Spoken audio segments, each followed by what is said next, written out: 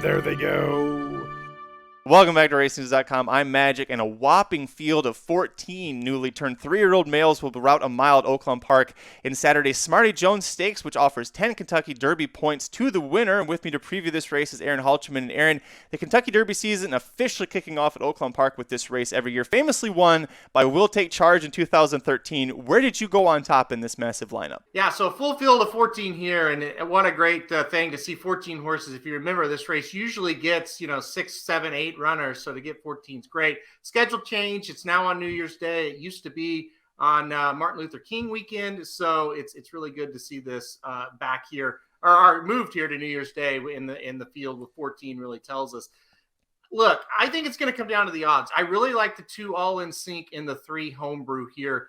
All in Sync is 8-1 on the morning line. And if we can get something around that, I think that's the horse you got to play here. I don't think the horse should be 8-1. I think the horse should be more like 3-4-1.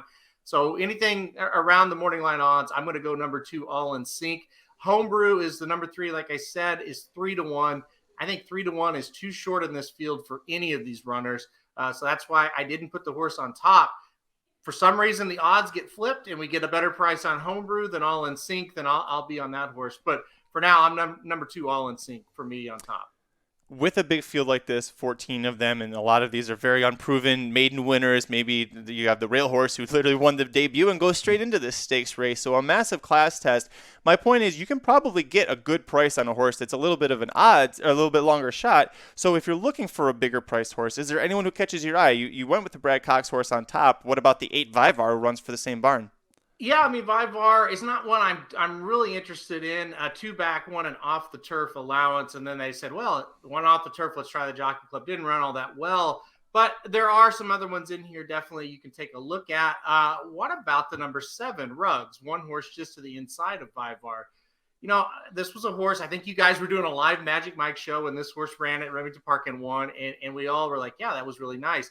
Stepped up to Stakes Company last time out. Opening weekend on the Advent Stakes there at Oaklawn. The horse, big class jump, going from Remington Maiden to a stakes at Oaklawn, ran 4th, got to beat 3 3/4. I really think this horse is going to be better stretching out to a mile. And I think this horse might be the fastest horse going 2 turns in the race. We talk about speed in the short stretch 1 mile races at Oaklawn all the time. What if Ruggs kind of sneaks up there and wins this thing? Julian Leparoux gets aboard. Milquette's been using Leparoux a little bit.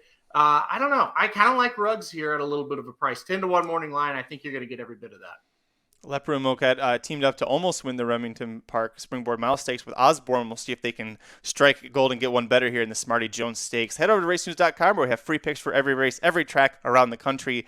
Hit like if you like this video. Hit subscribe if you really like it. Leave a comment below with who you think is going to win. We'll see you at the track.